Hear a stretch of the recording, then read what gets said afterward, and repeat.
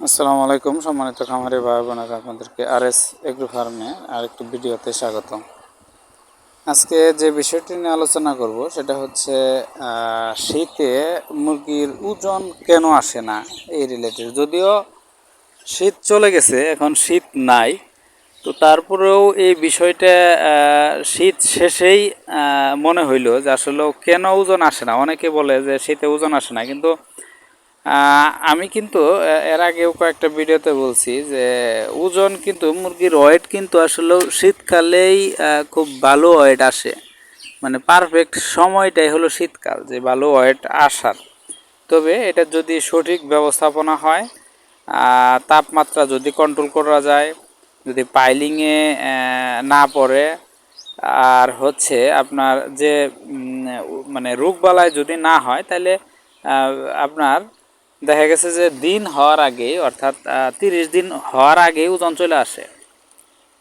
কিন্তু এই শীতের তুলনায় গরমে আপনার ওয়েটটা কম আসে। আপনি যতই ভালো ম্যানেজমেন্ট করেন, যতই ভালো কিছু ভাবে করতে যান, কিন্তু অতিরিক্ত গরমের কারণে হিট স্ট্রোক বলেন বা অন্যান্য যে সমস্যা, গরমের কারণে পাতলা পায়খানাজনিত সমস্যা, এই সমস্ত কারণে কিন্তু মুরগির ওয়েটটা অনেক লস হয়ে যায়।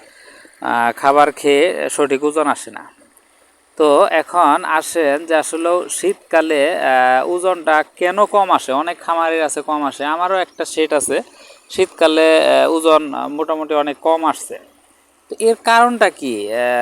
মূলত এই কারণটা যদি এখন হয়তো বা আপনার কাজে লাগবে না, যেহেতু শীত চলে গেছে, কিন্তু এটা যদি মনে থাকে এবং কি আপনি ঠিকঠাক মতো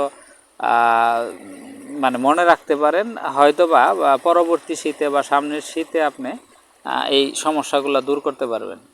এখন দেখেন, শীতে আপনার তখনই ভালো ওয়েট আসবে যখন দেখবেন আপনার রোগবালাই কম হবে। আর যদি শীতে যদি বিশেষ করে আপনার রক্ত আমাশা এবং অ্যান্টারাইসিস, এই দুইটার রোগ যদি আপনার ফার্মে থেকে যায়, অ্যান্টারাইসিস এবং রক্ত আমাশা, এটা কিন্তু ফার্মে পুরাতন রোগ থেকে বা পুরাতন মুরগি থেকে এটা বেশি আসে। তো এই রোগটা যদি আপনার অনবরত থেকে যায়, তাহলে কি হয়, গরমকালে হয় হচ্ছে আপনি খাবার কম খাবে। এই রোগটা হলে মুরগির খাবার কম খাবে, স্লো খাবার খাবে, মুরগির ওয়েটও কম হবে। কিন্তু দেখা গেছে যে খাবার যেহেতু কম খাইছে, এই খাবারটা যখন আপনি 30 দিন পার হবে বা 2.5 কেজি পুরো পরিপূর্ণ করবে, তখন কিন্তু মোটামুটি রোগবালাই ঠিক হইলে মোটামুটি একটা স্ট্যান্ডার্ড ওয়েট চলে আসে। এটা গরমকালে এরকম হয়, মানে অর্থাৎ গরমকালে অনেক সময় মুরগি অ্যান্টারাইসিস আমাশা এগুলো হইলেও মুরগি পারফেক্ট বা 2.5 কেজি খাবার খেয়ে মোটামুটি একটা ওয়েট চলে আসে। এর কারণ কি, যে আপনার ওর যে দিনের চাহিদা, একটা মুরগির যে দিনের চাহিদা যে পরিমাণ খাবার খেতে হয় সেটা খায় না। ওই খাবারটা আপনার দিন যখন পার হয়ে যায় বা 30 দিনের উপরে লাগে ওর 2.5 কেজি খাবার খেতে মুরগির, তখন দেখা গেছে ওই দিন পার হওয়ার কারণে মুরগির ওয়েটটা আপনার কিছুটা চলে আসে। আবার শীতকালে যদি আপনার কোনো ফার্মে বা আপনার ফার্মে যদি অ্যান্টারাইসিস এবং আমাশা এই রোগ দুইটা যদি থেকে যায়, সেক্ষেত্রে কিন্তু আপনার ভালো ওয়েট আসে না। তার কারণ কি, মুরগি কিন্তু অতিরিক্ত শীতের কারণে অথবা তার গায়ের তাপ বৃদ্ধি করার কারণে ও কিন্তু ওর মানে অর্থাৎ শরীরের ভিতরে যত রোগ বালাই যাই কিছু থাক, ও কিন্তু ওর সঠিক খাবারটা প্রতিনিয়ত খেয়ে যাবে। অর্থাৎ 2.5 কেজি খাবার খেতে কিন্তু ওর পুরা 30 দিন সময় লাগবে। আপনার যত অ্যান্টারাইসিস আমাশা যাই কিছু হোক, তো 30 দিনে শেষ করে ফেলবে, বা বড় জোরে 31 দিনে শেষ করবে।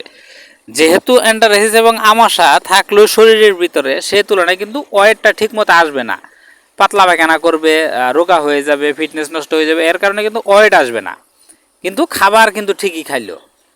এর কারণ কি, ওই শীতের অতিরিক্ত তাপ নিবারণ করার জন্য, অর্থাৎ তাপটা শরীরের ভিতরে তাপ উৎপাদন করার জন্য মুরগি অতিরিক্ত খাবার খাবে শীতকালে। তার ফলে দেখা গেছে যে 30 দিনে যেহেতু অতিরিক্ত খাবার খেয়ে ফেলছে এবং কি সঠিক ওজন আসলো না, সেই হিসাবে দেখা যায় যে আপনার শীতকালে 2.5 কেজি খাবার খেয়ে ঠিকঠাক এফসিআর আসে না বা ওয়েটটা আসে না। আবার গরমকালে যেহেতু আপনার 2.5 কেজি খাবার 30 দিনে খেয়ে শেষ করতে পারে না, বিশেষ করে অ্যান্টারাইসিস এবং কি আমাশা যদি হয়, সেক্ষেত্রে যেহেতু শেষ করতে পারে না, ওই ক্ষেত্রে 32 বা 35 দিন সময় লাগে। ওই দিনটা ওই দিকে আগে যাওয়ার কারণে ওয়েটটা মোটামুটি চলে আসে। এই হচ্ছে বিষয়। তো আপনারা যদি শীতকালে মুরগির সামনে পালন করতে যান, তো আপনাদের অ্যান্টারাইসিস এবং আমাশাটা সেট থেকে চিরতরে বিদায় করতে হবে। আর বিশেষ করে তাপটা ঠিকঠাক মতো দিতে হবে। তাহলেই মূলত আপনার এই মানে এই সমস্যা থেকে আপনি পরিত্রাণ পাবেন, যে সঠিক সময়ে ওজনটা চলে আসবে এবং শীতকালে ভালো ওয়েট আসবে। এই হচ্ছে আমার আজকের এই ভিডিও। সামনের ভিডিওতে ইনশাল্লাহ আমাশা এবং অ্যান্টারাইসিস চিরতরে বিদায় কীভাবে করতে হয় সেই বিষয়ে নিয়ে আলোচনা করব। সবাই ভালো থাকেন, ধন্যবাদ।